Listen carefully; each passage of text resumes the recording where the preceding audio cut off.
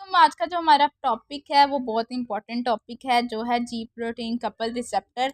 इस टॉपिक को आप समझ लेंगे तो एक तो आपको पता चलेगा कि किस किस की बाइंडिंग से, किस किस की एक्टिवेशन से क्या क्या प्रोड्यूस हो रहा है, और ये टॉपिक समझना से आपके आगे वाले चैप्टर्स आपको बहुत अच्छे से समझ आ जाएंगे। आज का जो हमारा टॉपिक है वो जी प्रोटीन कपल रिसेप्टर है। इसमें आपने देखना है कि कौन कौन से इसके अंदर पोर्शंस होते हैं, क्या क्या प्रोटीन्स होती हैं, क्या क्या सब यूनिट्स होते हैं, कैसे कहाँ बाइंडिंग होगी, क्या क्या इसकी डिसोसिएशन होगी, और कैसे सब यूनिट्स इंटरेक्ट करेंगे।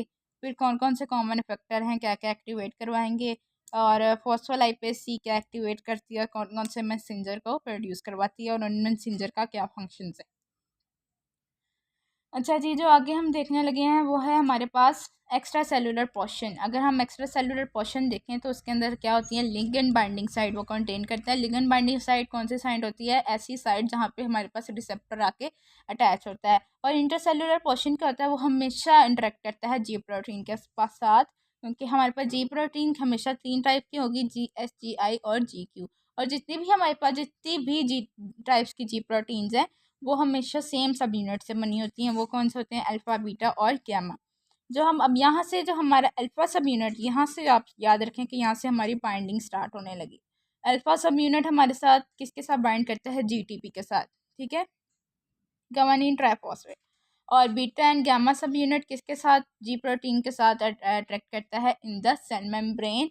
अब हमारे पास यहाँ से मैंने आपको कहा था बाइंडिंग स्टार्ट हो रही है। अब हमारे पास लिगेंड साइड भी तो है ना, लिगेंड साइड पे तो हमने क्या करना है, अब हमने वहाँ पे रिसेप्टर बाइंड करना है, यानी हम कोई अगोनिस्ट से बाइंड करवाएंगे। अब हम कहेंगे बाइंडिंग ऑफ अगोनिस्ट। अब बाइंडिंग हो गई है, यहाँ से बाइंडिंग स्टार्ट हुई थी अल्फा सब यूनिट से, यहाँ से बाइंडिंग स्टार्ट हुई थी। अब हमने बाइंडिंग करवाई है अगोनिस्ट की, तो उसने क्या किया, इंक्रीज कर दिया GTP बाइंडिंग को। जीटीपी किसके साथ बाइंड था, अल्फा सब यूनिट के साथ। जब इंक्रीज हुई जीटीपी बाइंडिंग तो अल्फा सब यूनिट्स की बाइंडिंग भी साथ उसके इंक्रीज हो रही है।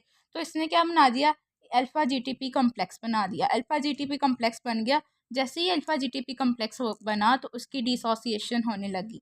किसकी डिसोसिएशन होने लगी, अल्फा जीटीपी कॉम्प्लेक्स की। किसी भी कॉम्प्लेक्स की डिसोसिएशन कोई कॉम्प्लेक्स ही करवाएगा ना, तो उसकी डिसोसिएशन कौन करवा रहा था, बीटा एंड गामा कॉम्प्लेक्स उसकी डिसोसिएशन करवा रहे थे। अब हमारे क्या हुआ, जितने भी कम्प्लेक्स फॉर्म थे सब यूनिट से, वो क्या हो गए, ख़त्म हो गए, क्योंकि उनके डिसोसिएशन स्टार्ट हो गई थी। अब जो हमारे पास अल्फ़ा, बीटा, गामा सिंपल सब यूनिट्स हो गए ना, वो फ्रीली इंटरेक्ट कर जाएंगे किसी भी सेलुलर फैक्टर के साथ, या एंजाइम के साथ, या आयन चैनल के साथ इन द सेल। जब वो किसी भी चीज़ के साथ इंटरेक्ट कर जाएंगे सेल के अंदर, तो वो प्रोड्यूस करते हैं सेकेंडरी मैसेंजर। सेकेंडरी मैसेंजर जब प्रोड्यूस करते हैं तो वो हमारे पास क्या करता है, एक्टिवेट कर देता है एक रिसेप्टर को, और आगे वो फर्दर एक्टिवेट करते जाते हैं रिसेप्टर्स को। ये ऊपर हमारा जितना भी यहाँ से मैकेनिज़्म हुआ है, जहाँ से एक्टिवेशन स्टार्ट हुई है, ये मैकेनिज़्म हमारे पास कितने टाइम्स में होता है, ये सेवरल सेकेंड टू मिनट्स में होता है, ठीक है। इसमें आप कोई भी कॉमन अफेक्टर्स ले लें। Common affectors activated by GS, ऐसे को अफेक्टर जो कि एक्टिवेटेड हों GS से और इनहिबिटेड हों GI से। ऐसे अफेक्टर्स, कोई भी अफेक्टर जो कि एक्टिवेटेड हों GS से और इनहिबिट करें GI को, तो वो क्या करते हैं, ये दो मिलके आपस में क्या करते हैं, प्रोड्यूस करते हैं सेकेंडरी मैसेंजर यानी CAMP, साइक्लिक एडिनो मोनोफॉस्फेट को प्रोड्यूस करते हैं, ठीक है। आगे हमारे पास ये कॉमन फैक्टर का फंक्शन आ गया, ठीक है, कि कोई भी फैक्टर जो कि एक्टिवेटेड हो GS से और इनहिबिटेड हो GI से, तो एक सेकेंडरी मैसेंजर प्रोड्यूस करते हैं, वो होता है CAMP यानी साइक्लिक एडिनो मोनोफॉस्फेट। अब हम आगे फंक्शन देखते हैं फॉस्फोलाइपेज C से क्या क्या होता है।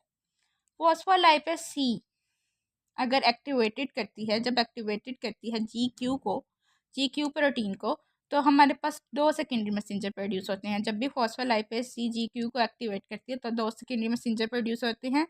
जहाँ भी फॉस्फोलाइपेज का वर्ड है तो आपने याद रखना है, इसके दो सेकेंडरी मैसेंजर प्रोड्यूस होंगे, एक IP3 और एक डैग। IP3 क्या करता है, इंक्रीज कर देता है कैल्शियम कंसनट्रेशन को, और डैग क्या कर देता है, एक्टिवेट कर देता है प्रोटीन काइनेज C को। अब मैंने जो आपको बताया कि इसके कितने पोर्शन होते हैं, दो, एक्स्ट्रा और इंट्रा। और इसकी 3 टाइप्स होती हैं जी प्रोटीन की, GI, GQ, GS। और जी टाइप जितने भी जी प्रोटीन की टाइप है वो अल्फ़ा बीटा सब यूनिट से बनी होती हैं। अल्फ़ा सब यूनिट GTP के साथ बाइंड करता है, beta and gamma ji protein के साथ सेल मेम्ब्रेन के अंदर बाइंड करते हैं।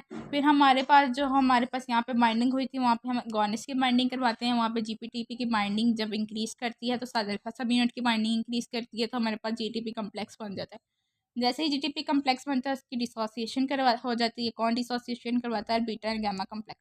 फिर सिंपल हमारे पास सब यूनिट्स रह जाते हैं, अल्फा बीटा सब यूनिट्स वो किसी भी इंटरेक्ट कर जाते हैं या सेलुलर फैक्टर के साथ, एंजाइम के साथ, या आयनिन चैनल के साथ इन सेल के अंदर।